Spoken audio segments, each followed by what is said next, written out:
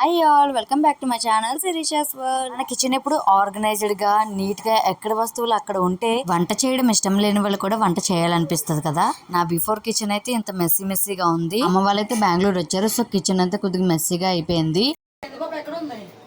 చూడు మమ్మీ, అక్కడ ఎక్కడో డబ్బాలో ఉంటది. మా మమ్మీకి అయితే చాలా కన్ఫ్యూజన్ గా ఉంది వంటలు అవి చేయడానికి. అయితే ఆ బాక్సెస్ ఇప్పటి వరకు నేను యూజ్ చేసినవన్నీ కూడా విజిబుల్ అయిన బాక్సెస్ అయితే కాదండి. సో దాని వల్ల ఏవి ఎక్కడ ఉన్నాయో తీసుకోవడానికి కన్ఫ్యూజన్ గా ఉంది. సో నేను మీషో నుంచి అయితే బ్యూటిఫుల్ ట్రాన్స్పరెంట్ కంటైనర్స్ అయితే తీసుకున్నానండి విత్ రీజనబుల్ ప్రైజెస్ లో. వీటితో పాటు నేను water proof transparent label stickers అయితే ఆర్డర్ చేశానండి. ఇది కూడా చాలా మంచి క్వాలిటీతో అయితే వచ్చాయండి. ఇంక ఈ బాక్సెస్ అన్ని వాష్ చేసుకొని క్లాత్ పెట్టి నీట్ గా అయితే తుడిచేసాను.